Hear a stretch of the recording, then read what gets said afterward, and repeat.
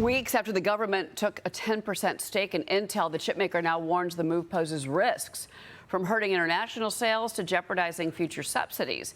Intel says the equity conversion of $11 billion in grants is diluting shareholders and could trigger regulatory hurdles abroad. Overseas sales make up more than 3/4 of the chipmaker's revenue. I want to bring in Compute Exchange CEO and co-founder Simon Boechev. And Simon, good morning to you, and your reaction to this take from Intel itself. This after the CEO went to the White House to try and defend his job, convince President Trump that he should stay in his job. Many have supported the president's decision on this. What's your reaction to that?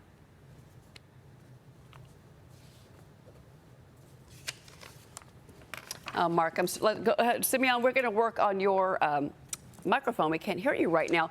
Mark Tepper, what is your take again? Because Lip Bhutan, wants to remain the leader of the company, right, and independent of the government. And this is just a finer point that Intel is the company that was given billions of dollars. Yep. I think it was $9 billion, and then they turned around and said, we're going to lay off 15,000 people. Yes. So, look, what President Trump is trying to do, and I'm not a fan at all of government owning private sector companies, but what he's trying to do is make good on a bad deal that the Biden administration put in place a few years ago by giving Intel, I think, $8 or $9 billion, and then they were one of the worst performing chip makers out there. So, it remains to be seen what happens here. I do prefer when government and private sector are independent, but we'll see. Right. Simeon, I believe that we've got your microphone back. So what is your reaction to the statement from Intel pushing back on the plan from the U.S. government? All right. Well, good morning, Cheryl. Great to be back. Trump called this a great deal for America, and he called advanced chips and manufacturing fundamental to the future of our nation. And I couldn't agree with those two statements more.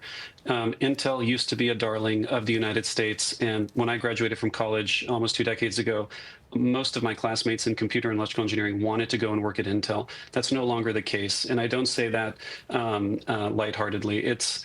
Intel has really got its work cut out for itself. And we have to be clear, there's two main business units in Intel. There's Intel Products, which sells a lot of the CPUs and other microchips around the world that they are concerned about. And then there's Intel Foundry, which is the fab that competes with Taiwan Semiconductor as well as Samsung.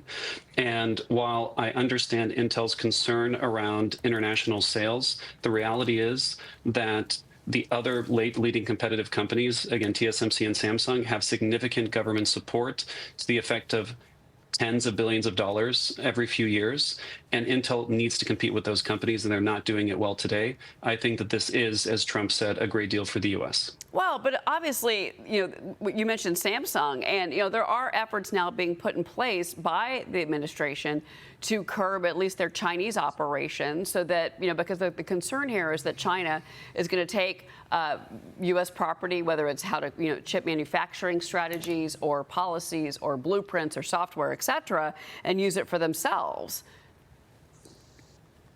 Yeah, I think that's a very valid concern, and it's not a new concern. We've seen China copy American technology over the past 15, 20, 30 years, and nothing is new here. That's one of the reasons why the Biden administration started a GPU export restriction, and the Trump administration has continued that. But with, Jensen Huang, CEO of Nvidia, going in person, similar to the CEO of Intel going in person to meet with Donald Trump, they were able to convince him, I think rightfully so, that an outright ban is not going to stop the copying of American technology. And in fact, what we would rather see instead of a ban is foreign companies and countries running on American infrastructure. And so if the Trump administration believes that restricting Samsung could better position American companies to compete in China, I think that's a great thing. Well, the U.S. is making domestic chip-making central to AI dominance. And President Trump is tying chip plants to powering America's data centers. But China is pushing back. Alibaba unveiled a new RISC-V AI chip. They're trying to cut reliance on the U.S., challenge Nvidia's 80% hold on the market there. Analysts say that Chinese firms are driving towards self-sufficiency, and they could control half of the country's chip market by 2030. Do you agree with that? I don't agree with that. And, these days, whenever there's a new story in AI, it gets hyped up. I think the term was breakthrough from Alibaba. What's the reality? Alibaba created a new chip tailored for AI inference. Inference is similar to, when you used to go to Google and search for something, when Google would service your query, that's basically called inference. And yes, there's a lot of competition that NVIDIA is facing domestically and internationally on inference. But let's look at the facts. Alibaba has not released the chip yet, right? They've released benchmarks, but I can tell you from decades of experience that a benchmark in a tailored environment versus out in the real world, shipping millions of units is very different. The second reason is, and I like to call it NVIDIA's three-headed hydra. If you know the mythical beast, you cut off one head, it grows back, you have to cut off all three. Well, for NVIDIA, that's the chips, that's the software, and that's the networking. And Alibaba recognizes that, and so they even said that the new chip is compatible with NVIDIA's CUDA software. And so they're in their own way recognizing that they're not going to be able to beat NVIDIA anytime soon. And so I think this story is much more about hype. Right.